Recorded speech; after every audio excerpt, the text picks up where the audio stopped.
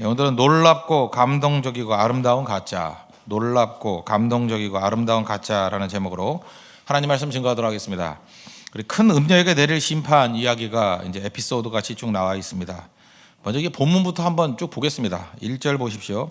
또 일곱 대접을 가진 일곱 천사 중 하나가 와서 내게 말하여 이르되 이리로 오라. 많은 무리에 앉은 큰 음녀가 받을 심판을 내게 보이리라. 당신은 도미시안 황제 때 핍박받는 상황이었습니다. 이게 말 함부로 못할 때입니다. 그러니까 뭘 대상을 얘기를 할 때 뭐 로마 욕할 수 없잖아요. 그러니까 로마를 로마라고 말할 수 없고, 뭐 진짜 아버지를 아버지라 말할 수 없고, 뭐 형을 형으로 말할 수 없는 뭐 홍길동 같은 그릇이 되죠. 그러니까 암호나 은어로 이야기를 했습니다. 그래서 대표적인 게 우리 그리스도인들을 그리스도인이라고 못했잖아요. 그래서 뭐 자동차 요즘엔 별로 없는데 물고기 마크 붙이고 다니지 않습니까? 쿠어바디스 그런 데 보면은 그 물고기 표시로 표시하는 게 영화에 나오잖아요. 그죠? 이 물고기 뜻은 뭐냐면 그 헬라어로 예수스, 그 예수님이죠. 그다음에 크리스토스, 그리스도, 그러니까 지저스 크라이스트죠. 그다음에 데오스, 이게 뭐 하나님이라는 뜻이죠. 하나님. 그다음에 휘오스, 아들이란 뜻이고, 그다음에 소테르, 세이비어, 소테르에서 세이비어가 나왔거든요. 소테르, 여기서 구세주. 그 앞자 딴 거예요. 이니셜 딴 거예요. 그걸 다 따니까 익듀스라는 물고기란 뜻이 돼버리는 거예요. 그러니까 물고기를 보는 순간에 그리스도인들은 뭘 생각하는 거예요? 예수 그리스도 하나님의 아들 구세주. 요거 앞자를 따가지고 합쳐놓으니까 물고기가 되는 거예요. 익듀스라는 거. 그래서 그걸 통해서 자기들이 그리스도인이라는 것을 표시한 거죠.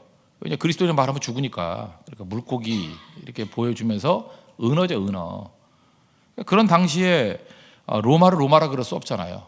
그래서 오늘 18장 그 다음 장에 나오지만 바벨론이라고 얘기하는데, 바벨론은 뭐 옛날에 다 망한 나라 아닙니까?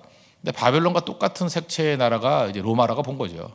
로마 말할 수 없으니까 바벨론 이렇게 표시했다는 것입니다.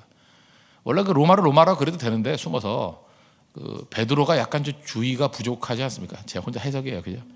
그래서 로마라 그래야 되는데 그 은어를 성경에도 쓴 적이 있죠.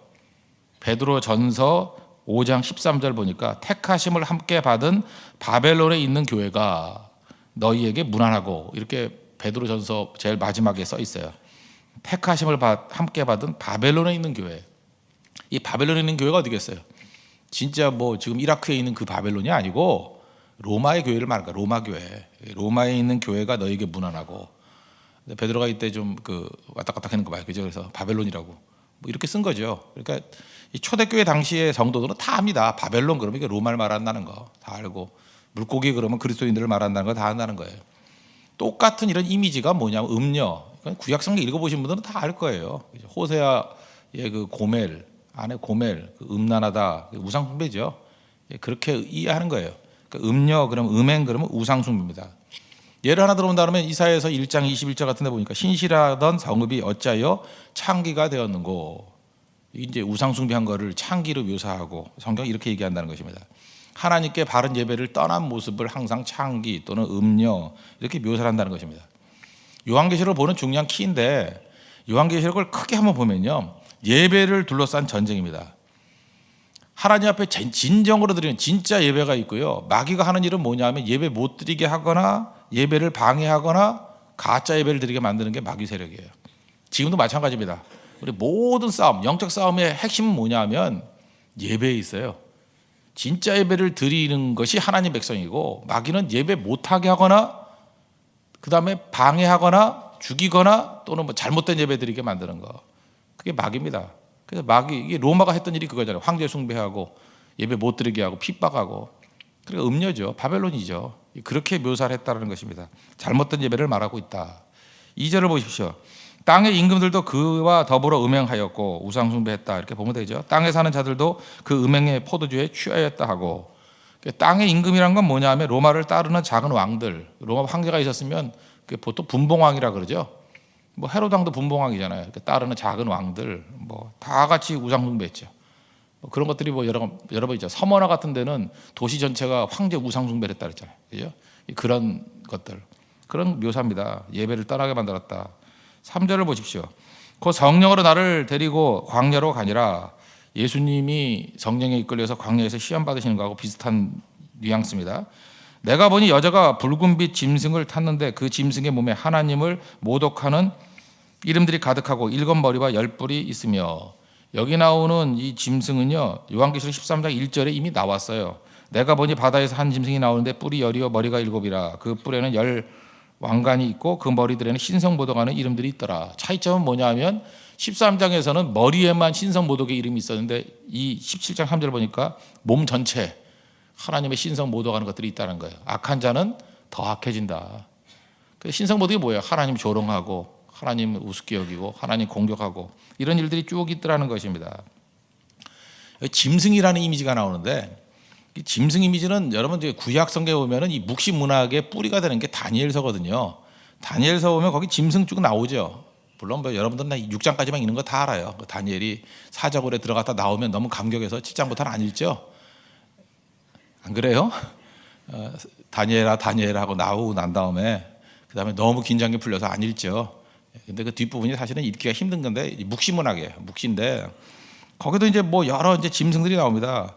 근데 거기서 대표적인 짐승이 뭐 사자, 곰, 표범 이렇게 쭉 나오는데 짐승은 언제나 세상 권력을 의미해요. 그래서 그 순서를 보면은 바벨론, 그 다음에 파사, 페르시아, 그 다음에 헬라, 그리스, 그 다음 로마 이렇게 해석을 한다고 쭉. 이렇게 큰 나라들이 올 것이다. 그럼 맞다고 생각합니다. 그래서 짐승이란 건 뭐예요? 마귀적인 권세를 갖고 있는 세상 권력이에요. 어마어마한 제국들, 권력. 그러니까 이 짐승 중에 대표적인 게 지금 로마죠. 로마라는 세상 권력. 근데 짐승이 주는 이미지가 있죠. 짐승은 힘이 엄청나지 않습니까? 예를 들어서 호랑이 그래 봐요. 호랑이 그러면 힘이 엄청난데 짐승 그러면 인간과는 좀 다르게 충동적이죠. 어떻게 할지 모르잖아요. 그러니까 이 짐승이라는 나라 자체가 이게 묘한 거라는 거예요. 그죠? 힘은 어마어마한데 지극히 충동적이라는 거예요. 이상 없는 그 존재. 그러니까 마귀가 장난친다는 거예요. 그 짐승이다. 그래서 뭐 요즘에 짐승남 그러는지도 모르겠어요. 힘은 좋은데 뭐 어떻게 할지 모르는 놈을 짐승남 그러잖아요. 아닌가요? 내가 잘못 알고 있나? 하여튼 짐승 이미지가 그런 이미지라는 거예요. 그러니까 세상 권력. 4절 보십시오. 그 여자는 자줏빛과 붉은 빛옷을 입고 금과 보석과 진주로 꾸미고 손에 금잔을 가졌는데 가증한 물건과 그의 음행에 더러운 것들이 가득하더라. 사실 어려운 게 하나도 아닌데 유대인들이 볼 때요, 자줏빛과 붉은 빛은 왕족과 귀족이 입는 옷 색깔이에요. 이게 채색 옷 그런 거라고요. 이게 귀족들. 우리나라에도 색깔 이미지가 있나요? 우리는 이제 중국 선교를 자주 가지 않습니까? 그래서 대만 사람들 만나 보니까 중국 사람들 만나 보니까 그 북경도 가도 그래요. 색깔의 이미지가 있어요. 노란색은 아무나 못 씁니다. 노란색은 황제만 쓰는 색이에요. 그래서 자금성 같은 데 가보면 기와가 다 노란색으로 돼 있어요. 노란색으로 돼 있는데 일반인이 노란색을 쓰면은 그거는 이제 왕권에 대한 도전 이렇게 생각하는 거죠. 노란 거는 황제, 이렇게 노란 거. 그래서 제가 그 이미지를 하려고 넥타이를 이런 색으로 하고 왔어요. 그죠? 그러니까 이 노란 거는 황제다. 뭐 그런 거 색깔이 주는 이미지가 있어요. 그리고 보통 귀족들이 좋아하는 색들이 뭐냐 하면 붉은색이에요. 그래서 중국 사람들이 제일 좋아하는 게 붉은색. 우리가 생각하는 그 레드하고는 좀 다른 것 같은데 약간 좀 검은색 띠는 중국 사람 좋아하는 그 촌스러운 붉은색 있죠. 중국 사람 그 색 되게 좋아해요. 그건 이제 귀족이라는 뜻이에요. 귀족. 그래서 옷들도 그런 옷 입고 그래서 당상관 그러면 그런 거 입고 다녀요. 그죠? 빨간 건데 그런 색깔. 귀족이라는 뜻이에요. 왕 다음에 귀족들. 서민들이 입는 색은 녹색입니다. 그래서 중국 갈 때 녹색 입으면 난 평민이야 그런 뜻이에요. 그래서 녹색 별로 안 좋아해요. 걔네들 오히려 붉은색 같은 걸 더 좋아하지. 녹색은 평민이다. 중국 가서 절대로 해서는 안 되는 일이 뭐냐면 흰색이에요. 우리는 백의민족 그럼 되게 좋아할지 모르지만 옛날에 중국 사람들이 이 한국 사람들 얼마나 무시했을지를 알게 돼요. 흰색은 죽음입니다. 죽음. 그래서 우리가 뭐 예를 들어 헌금 이렇게 전달해 줄 때도 흰색으로 전달해 주면 벌써 멈칫하다 받아요. 왜냐하면 양초도 흰 양초는 장례식 때만 쓰고요. 흰 봉투는 조의금으로 쓰는 거예요. 그래서 흰 봉투에다 돈 죽으면 빨리 죽으시오 이런 뜻이에요. 그래서 꼭 가면 제일 먼저 하는 일이 중국제 그 빨간색 봉투를 사서 거기다 넣어줘야 돼요. 뭘 줄라 그러면 항상 이게 색깔이 주는 이미지가 우리보다 훨씬 강합니다. 우리 흰색을 되게 좋아하는지 모르지만 또 이들은 또 아닌 것 같아요. 그죠? 마찬가지로 그 로마 시대 또는 유대인들 그들이 갖고 있는 색깔의 이미지가 있잖아요. 자줏빛과 붉은빛 이건 귀족이라는 거예요. 그러니까 화려하다, 뭐 잘 산다. 그다음 뻔하잖아요. 금, 보석, 진주 이거 뭐예요? 화려하다, 손에 금잔, 뭐 금잔을 싸구려라고 생각할 수는 없잖아요. 좋은 거다. 그런데 그 안에 뭐가 있어요? 가증한 물건과 음행에 더러운 것이 있다. 화려함 속에 있는 더러움. 지금 우리가 소문나는 거예요. 겉에 화려함 보고 와 대단하다 들어가 보면 거기는 신성 모독하는 더러움이 있더라. 겉이 아니라 속을 보라는 거예요. 껍데기를 볼 게 아니라 내용을 볼 줄 알아야 된다. 뭐 교회라 그러면 그렇죠. 교회도 마찬가지. 껍데기만 꾸밀 것이 아니라 그 내부의 예배의 본질 이런 것들을 볼 줄 알아야 된다. 근데 우리 껍데기 많이 속고 있죠. 5절을 보십시오. 그의 이름에 이마에 이름이 기록되었으니 비밀이라 큰 바벨론이라 땅의 음녀들과 가증한 것들의 엄이라 하였더라. 비밀이라 큰 바벨론이라 뭐 땅의 음녀 가증한 것의 엄이다. 비밀 미스테리온 여기서 영어의 미스테리가 나왔는데 뭔가 있는 척한다는 거예요. 마귀의 특징이 뭐라 그랬습니까? 흉내내는 거예요. 모방하는 거. 그리고 예수님의 이름의 뜻이 뭐였어요? 에베소서 1장 9절 보니까 그 뜻의 비밀을 우리에게 알리신 것은 예수님이 이 땅에 오시고 십자가의 능력을 가지고 오신 것은 하나님의 미스터리, 비밀이다. 이게 에베소서의 중요한 메시지 아니에요? 하나님의 비밀이 뭐예요? 예수님이에요. 십자가. 근데 이걸 갖다가 살짝 모방해가지고 마치 뭐가 있는 양 이렇게 무장한다는 것입니다. 그런데 이게 화려해 보이고 멋져 보이지만 또 어떤 때는 힘을 가지고 있을 때는 폭력적이 된다는 거예요. 6절 보십시오. 또 내가 보매 이 여자가 성도들의 피와 예수의 증인들의 피에 취한지라 내가 그 여자를 보고 놀랍게 여기고 크게 놀랍게 여기니. 피에 굶주린 자들이에요.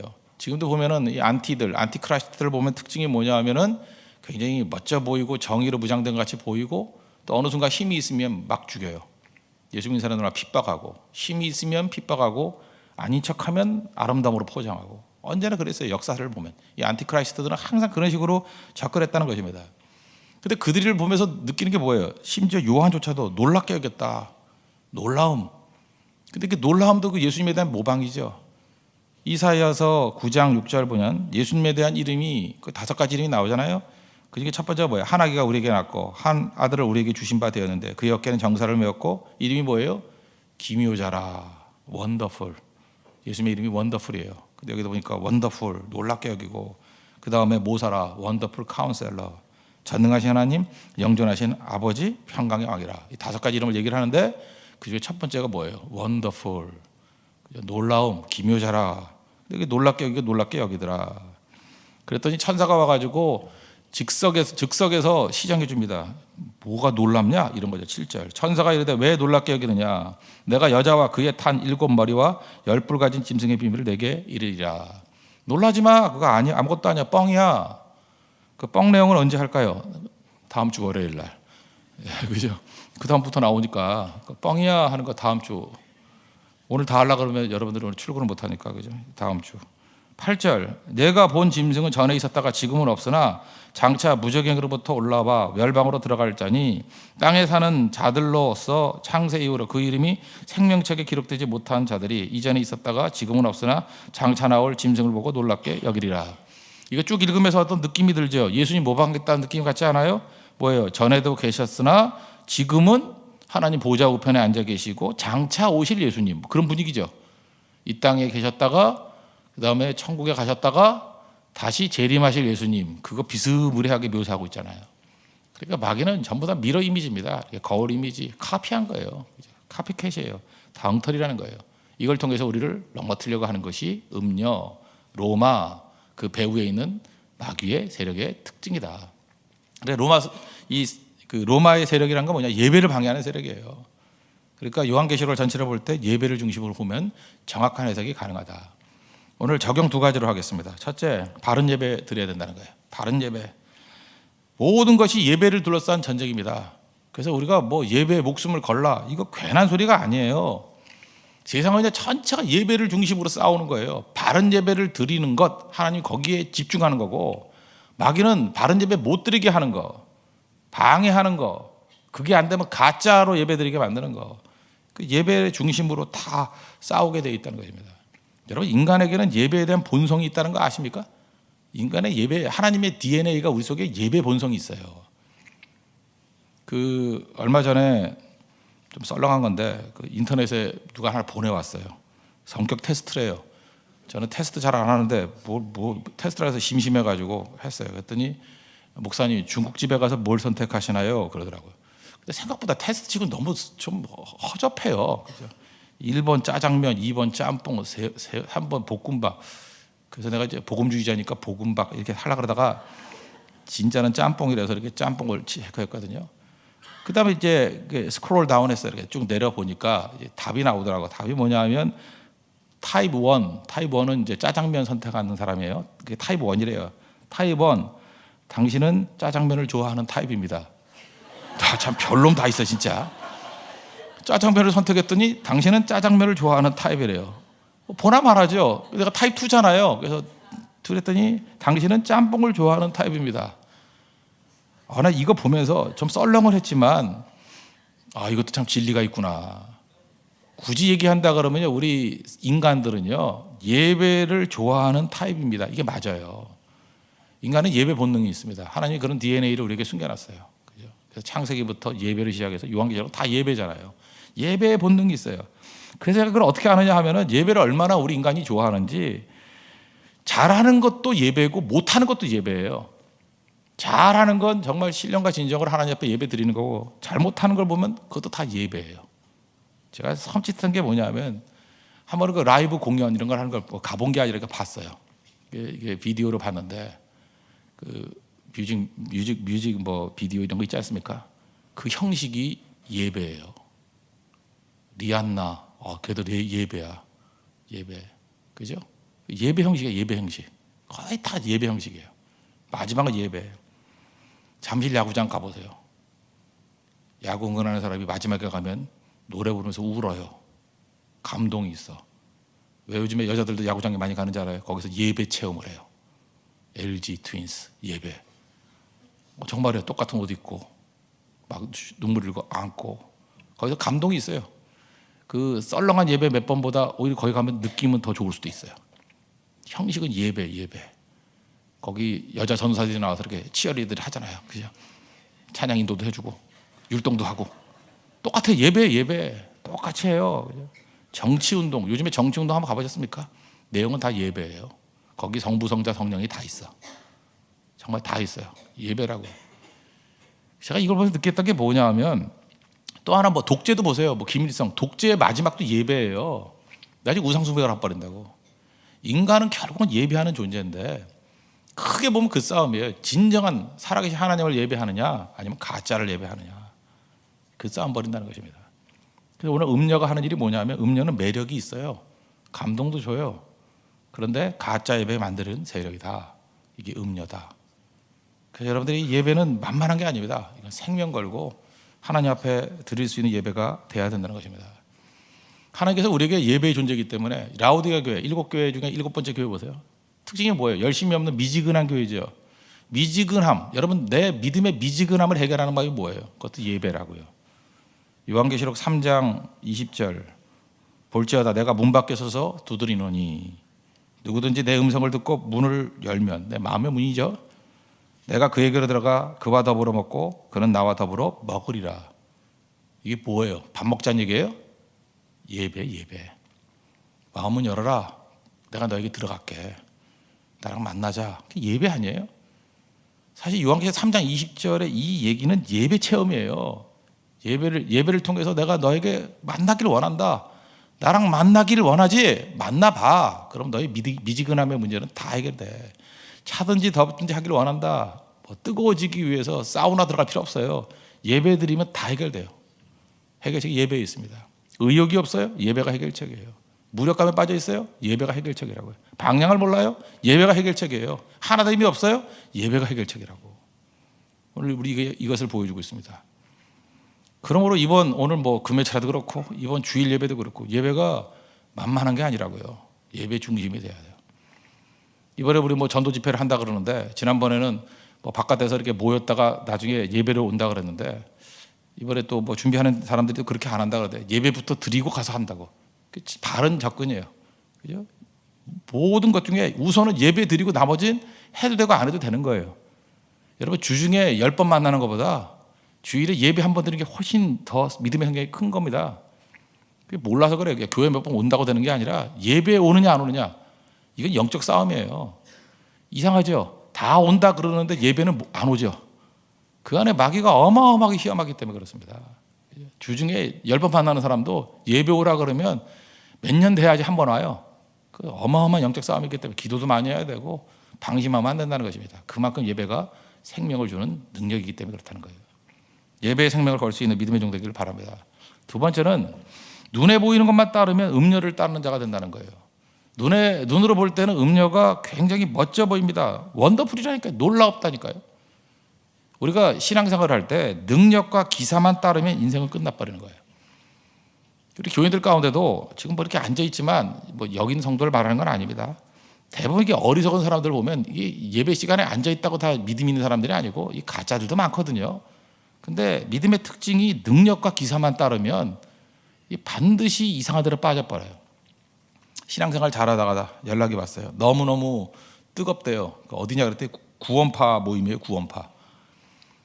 빨리 나오시오. 그랬더니 괜찮대요. 여기 왔더니 너무너무 뜨겁대요. 마음이. 진짜 하나님이 계신 것 같고. 다시는 안 보이죠.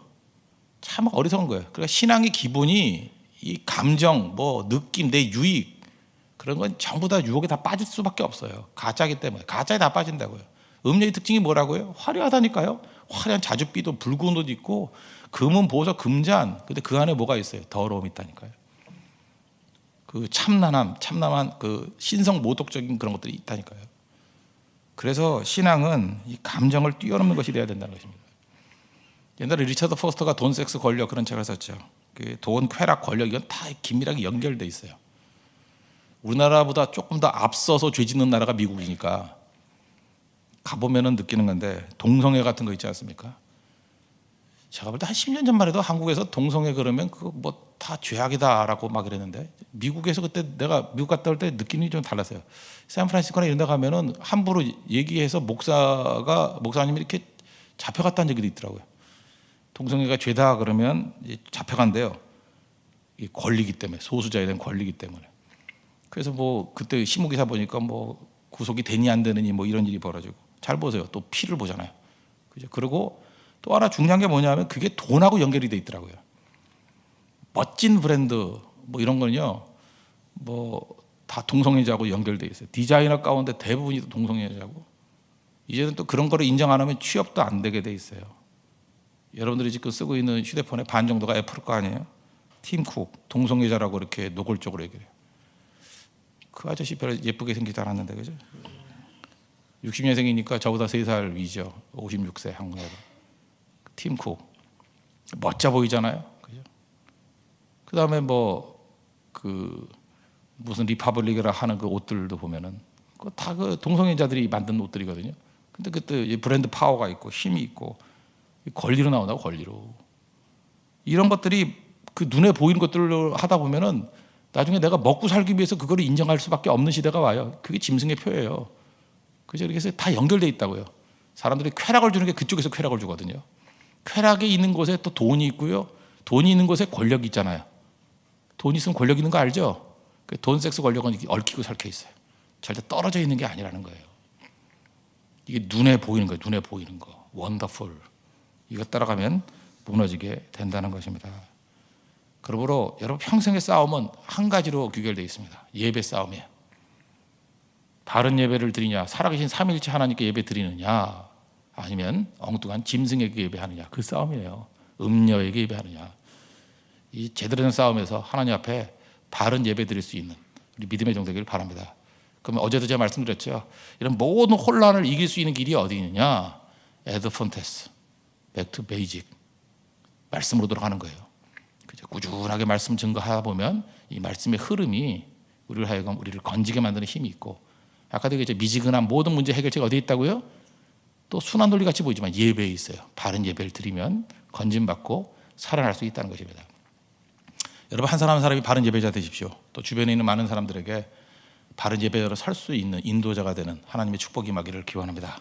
이번 주말도 예배자가 되고 또 예배자를 세우는 데 집중하는 하나님의 거룩한 종 되기를 축원합니다. 모두 자리에서 일어나겠습니다.